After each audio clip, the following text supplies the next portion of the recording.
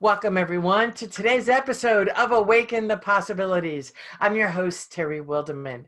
One of the things about this show is that we focus on bringing exciting guests on board who help you awaken the possibilities in lots of different ways. You know, one of the things about being an entrepreneurial leader is that it's important for us to stay open. It's important for us to stay flexible. And it's important for us to be really clear on specific steps that get us to our goals. Unfortunately, we are sometimes unclear on the steps that we need to take. One of the things that I know about this, about our guest for today, is that this very left-brain person who is an accountant has a true creative side that helps him really bring out the best in his clients. So I would like to introduce you to Rober Belle. Robert is a transformational speaker, a mentor, and an ACCA qualified accountant.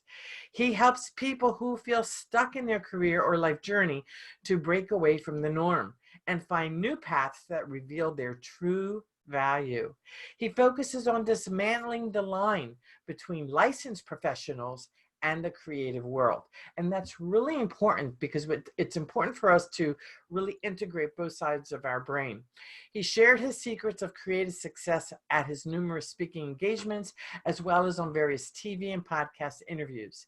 He also spends much of his time mentoring and guiding men of all ages to have a strong positive impact on their families and society as a whole. He's the winner of the 2019 Advocate of the Year. Congratulations, by the ACC for his work assisting other accountants to embrace their creativity and reach new growth potentials, both personally and professionally. Welcome to the Awaken the Possibilities Podcast, Rober Belle.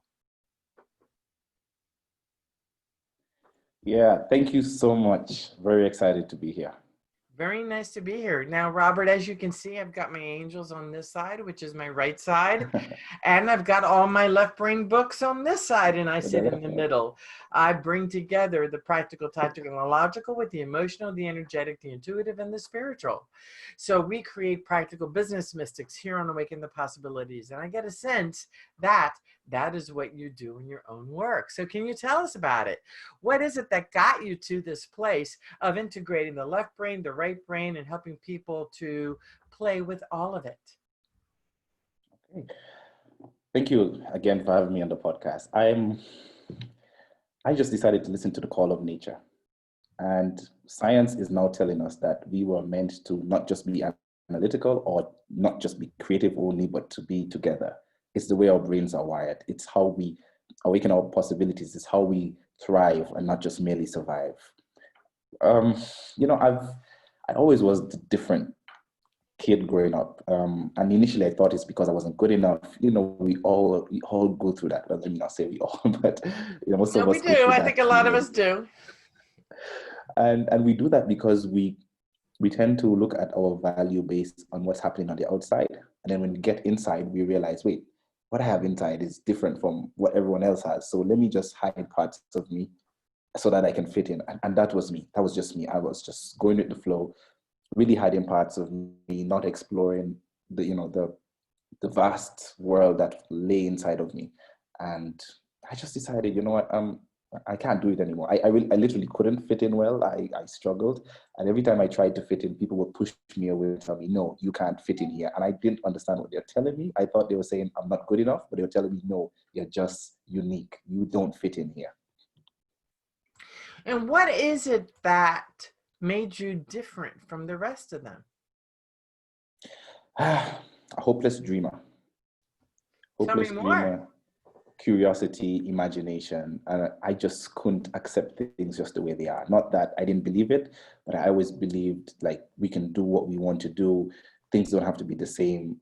We can live in a world that we can create the world that we want to live in. We don't just have to accept it. So we can make steps to get there. But everyone around me be like, you're just crazy. You're living in the clouds.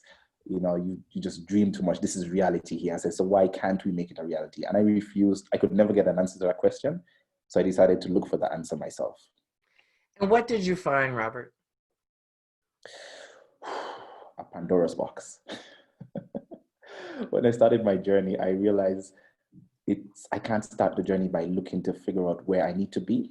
I first needed to recognize where I was, which is a place that I wasn't supposed to be. So before I could even get to figuring out my why, I had to figure out what's why not. I had to remove all the limitations.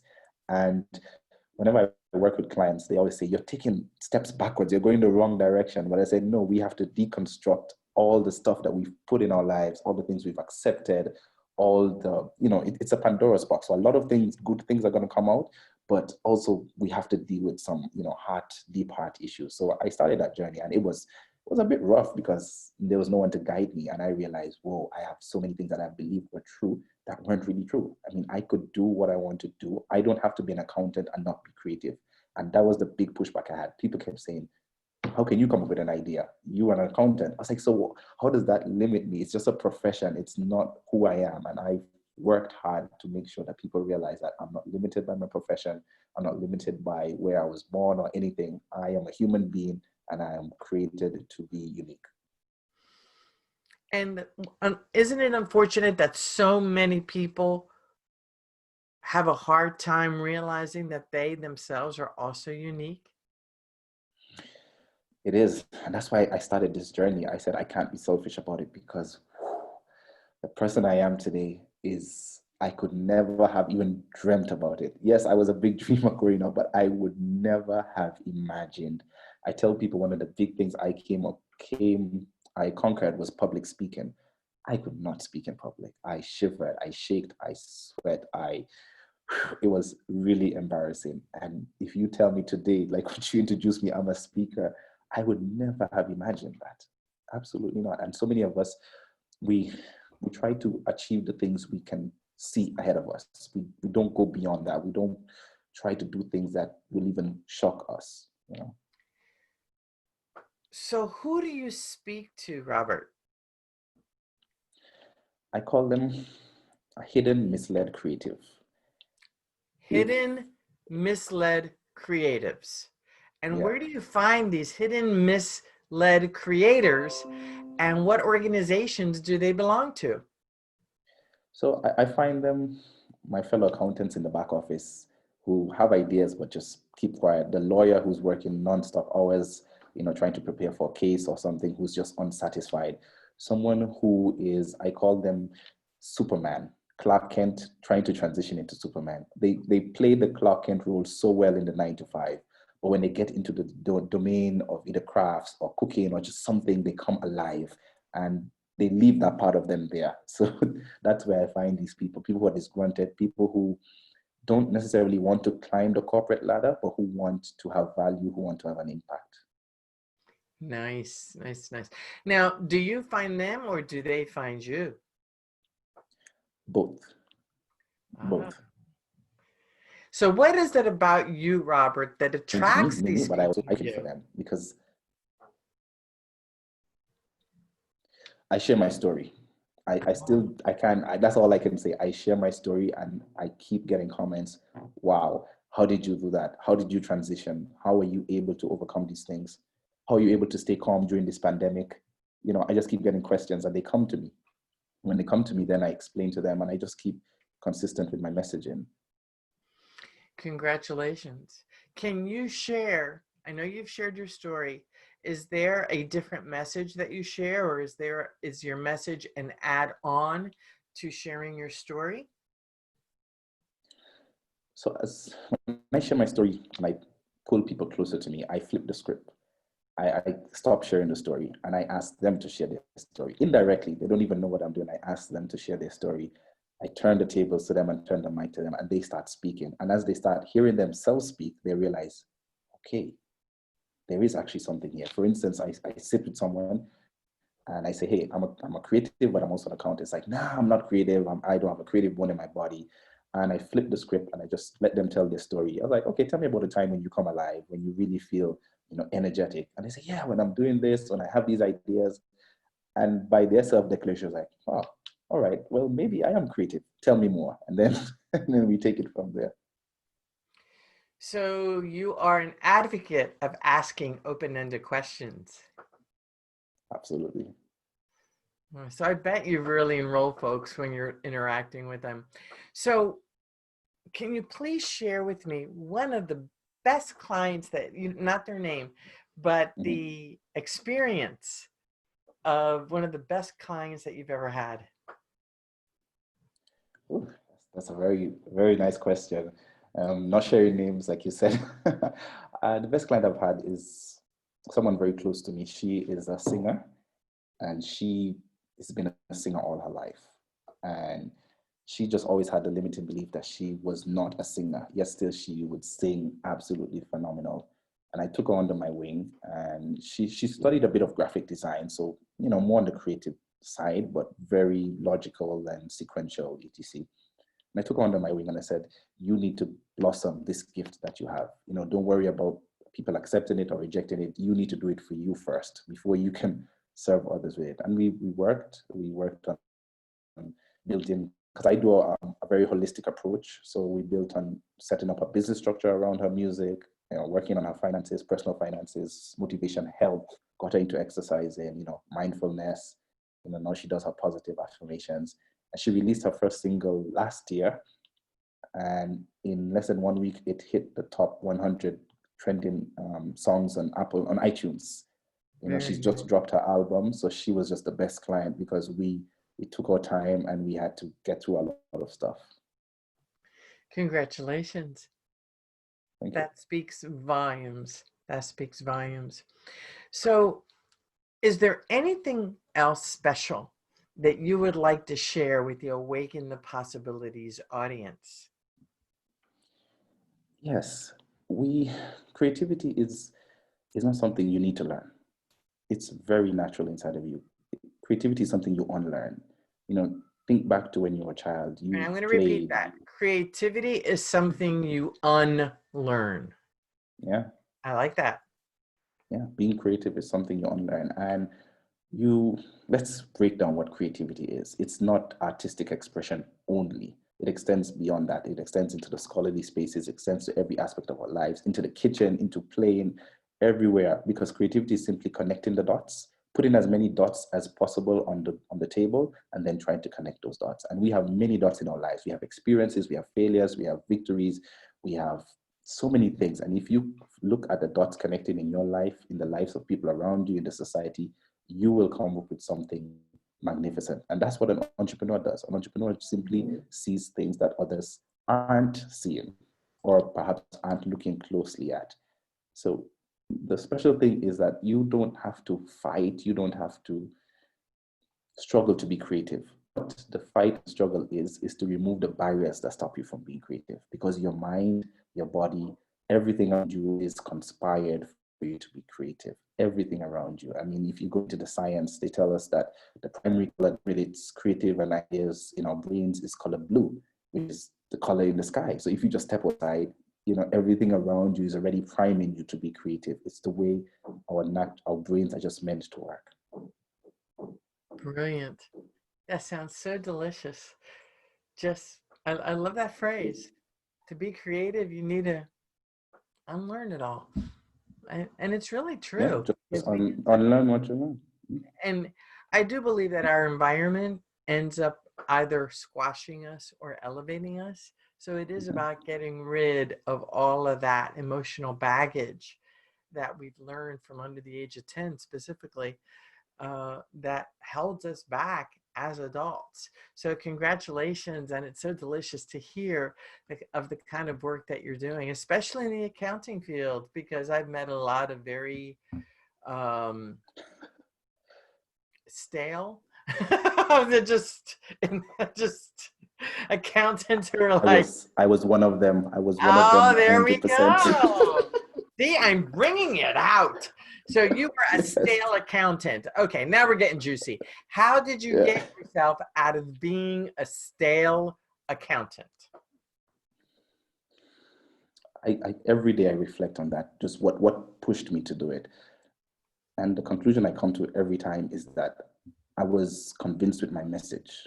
I was convinced somehow. I have no idea how, but I was just convinced the ideas that I had actually had value. I would picture myself speaking, even though I was scared of speaking. I would picture myself raising my hand in the meeting, although in the meeting, in the boardroom, I was silent like a lamb.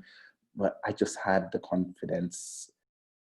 I had the confidence that my ideas were good. And how I got to that point is that I started putting daily deposits in my mind.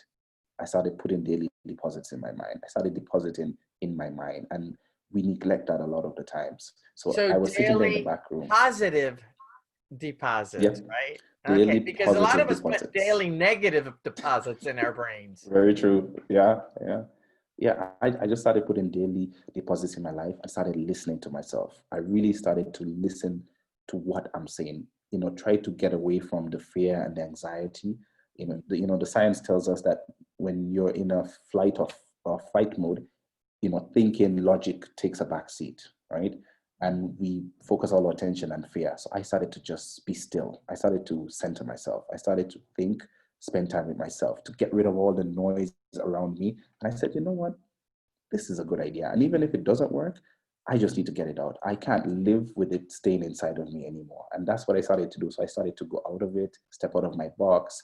I transitioned from accounting roles. I went to sales. I actually went to sales, I went to the front line, and it was interesting. But I removed the pressure because I had prepared myself to realize that, you know what, everything in life is about connections. I don't need to worry about how I'm saying things or if I'm the most eloquent. I just need to make a connection with the person. So in sales, I just need to make a connection with the person. How do I connect them to whatever I'm selling? Connect their problem to a solution. That's all I have to do. And then the attention will move from me. So I started moving the attention away from me. Message. That is brilliant. That is really, really cool. To go from a stale accountant to a creative sales accountant. That's brilliant. It really is. And if you were to ask me, the first step is always the hardest step. Enough, once you take that first step, everything just starts to open up. You start seeing the science. Back to the science of our brains, the reticular activating system. When you make that first step, your brain is going to go to work to look for all the signals that will help you to get in that direction. So I started getting feedback from people. I started getting comments. Of course, there were moments of failure, several, lots of them. But I started getting lots of feedback. I started seeing the expression in people's faces. And I think that's what's priceless. You can't quantify it. You feel the connection. Because I was looking for the connection, when I saw it, I was like, yes, even though I was a total failure, I could see, even if I didn't get the sale or whatever it was, I could see the connection. And I realized creativity is all about connection. It's connecting ideas that you have to problems that exist or to situations that are there. And, everything just started to, build up slowly but surely. Sounds like you've become a master of law of attraction. I guess you could say that, yeah. Yeah, very cool. Yeah. Very, very cool. So, Robert, do you have any last words that you would like to share with our Awaken the Possibilities audience before we wrap up the show?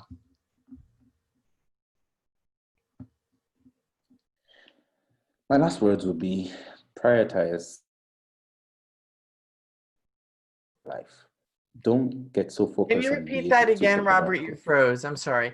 Prioritize life.